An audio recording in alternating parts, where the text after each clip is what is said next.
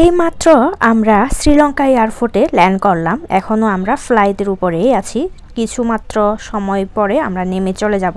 তো আমরা এয়ারপোর্ট থেকে বের হয়ে একটা ক্যাব ভাড়া করে নিলাম। এই ক্যাবের কাছে জিজ্ঞেস করলাম কত দূর পর্যন্ত যাবে, ঠিক তত দূর পর্যন্ত আমাদেরকে নিয়ে যাওয়ার জন্য। ওখানে গেলে আমরা যে জায়গাতেই যাচ্ছি ওখান থেকে আমরা আরও ছোটোখাটো ক্যাবের মতো পাওয়া যাবে আর কি, এভাবে আমরা ধরে নিব। তো এখানে আসার পরে আমার খুব ভালো লাগছে। একটা জিনিস ভালো লাগছে কি জানেন তো, একদম নিজের গ্রামের মতো, আমার নিজের দেশে আছি এরকম মনে হচ্ছে। এটা দেখার পরে আমি একদম ভাবতেই পারছি না যে আমি অন্য আরেকটা দেশে বিদেশে ঘুরতে আসছি। আসলে সব থেকে ভালো লাগলো এই ইয়াগুলো দেখে, সবুজ শ্যামল একদম কি সুন্দর ঘাস, একদম ধান ক্ষেত, এই সবগুলো একদম আমাদের গ্রামের মতো দেখা যাচ্ছে। এগুলো দেখে আমি একদম অবাক, আমার কাছে এত ভালো লাগছে। আমি থাইল্যান্ডেও গিয়েও এতটা মানে ফিল করিনি আর কি, এত ভালো ফিল করিনি। আমার মনের মধ্যে এমন একটা জিনিস কাজ করছে, মানে আমি নিজেই বুঝতে পারছি না আমি যে বাইরের দেশে ঘুরতে আসছি। আমার কাছে মনে হয়েছিল বারবার এটাই আমি আমার নিজের দেশে ঘুরছি। এত ভালো, জায়গাগুলো দেখতেও সুন্দর, আর গাড়ি ঘোড়া যেভাবেই চলে রাস্তাঘাটগুলো এত সুন্দর ভালো। কিন্তু আমাদের দেশে অনেক জায়গায় দেখা যায় রাস্তাঘাটগুলো ভালো না। এখানেও কিন্তু পাহাড় পর্বত আছে, কিন্তু এতটা খারাপ না, সব দিক দিয়ে ভালো। এত সুন্দর শ্রীলঙ্কাটা, মানে আমি বলে বোঝাতে পারবো না। আর মানুষগুলো এত দয়ালু, এত মানবিক। বিদেশি দেখলে তারা খুব ভালো ব্যবহার করে, ভদ্র ব্যবহার করে, আর এগুলো একদম মানে ভোলা যাবে না। কলম্বো এয়ারপোর্ট থেকে আমরা এখন কেন্দিতে যাচ্ছি, কারণ কেন্দিতে আমরা গাড়িতে করে যেতে পারবো, যার কারণে যত দূর পর্যন্ত যাওয়া যায় আমরা গাড়িতেই করে যাব। এরপরে আরেকটা মানে বাসের মতো করে ক্যাবে উঠবো। এরপরে আমার শাশুড়ি মা আমাদের জন্য ওয়েট করছে, মানে অপেক্ষা করছে, যেখানে পর্যন্ত যাওয়া যায় ওখান থেকে আমাদেরকে তুলে নিয়ে যাবে। তো আমরা বলে রেখেছি ড্রাইভার অ্যাসিস্ট্যান্টদেরকে আমাদেরকে এই জায়গায় নামিয়ে দেওয়ার জন্য। এখানে আমাদের জন্য মানে কেউ একজন অপেক্ষা করছে, এভাবে বলার কারণে তারা আমাদেরকে ঠিক জায়গায় নিয়ে যাচ্ছে। এত সুন্দর জায়গাগুলো, মানে আমি বলে বুঝাতে পারবো না। মানে আমার একদম চিন্তা হচ্ছে না যে এখানে কোনো ছিনতাইকারী অন্য আরেকটা জায়গায় নিয়ে যাবে, আমাদেরকে লুটপাট করবে, এই জিনিসটা আমার একদম কাজ করছে না। আমার কাছে একদম বিন্দাস লাগছে।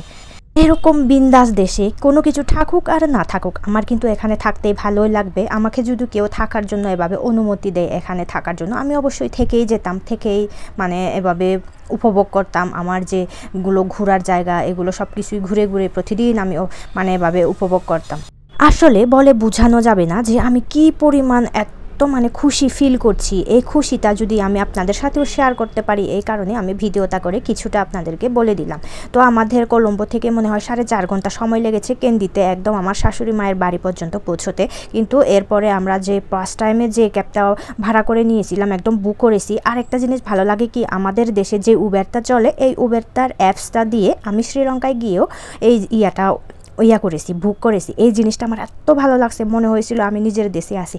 আর আমরা যেখানে থাকি এখান থেকেই কিন্তু মানে শ্রীলঙ্কায় আসতে আমাদের বেশি সময় লাগেনি, 2 ঘন্টা বা 2.5 ঘন্টা ফ্লাইটে করে সময় লেগেছিল। তাহলে এবার বুঝতে পাচ্ছেন তো কীরকম সুযোগ সুবিধা। সারা রাত ঘুম হয়নি, এয়ারপোর্টে ছিলাম, ফ্লাইটে ছিলাম, এই কারণে ফ্লাইটে শোয়া যায় না, তো বসে বসে হাঁটু ব্যথা করে, এই কারণে আমরা সারা রাত জেগেছিলাম। এখন আমরা পৌঁছে গাড়িতে যে যাচ্ছি, বেশিরভাগ সময় আমি ঘুমিয়েছিলাম। ঘুমানোর পরে একটু একটু করে ভিডিও করেছিলাম, যার কারণে আমি এগুলো আপনাদের সাথে শেয়ার করতে পারছি, দেখাতে পারছি। কি সুন্দর রাস্তাঘাট, এতক্ষণ ধরে দেখে আসেন একটা রাস্তাঘাটও কিন্তু ভাঙা নেই বা কোনো প্রকার কোনো ট্রাফিক নেই, জ্যাম নেই। এটা আমার অনেক ভালো লাগলো এর কারণে। তো এরপরে আমাদের শাশুড়ি মায়ের সাথে দেখা হলো। আমার শাশুড়ি মায়ের সাথে দেখা হয়ে আমরা এখন যে গাড়িতে যাচ্ছি এটা আমার শাশুড়ি মায়ের গাড়ি।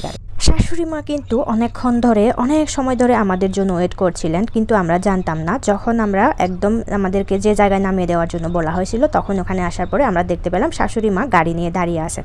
আমার শাশুড়ি মা কিন্তু অনেক ভালো, আর তিনি একজন মানে এই ড্রাইভিং মানে টিচার আর কি, ড্রাইভিং শেখান। তো এর অনেক গুণ আছে, মানে এগুলো বলে বোঝানো যাবে না। তো একদম আমরা পাশাপাশি মানে বাড়ির কাছাকাছি আসলাম।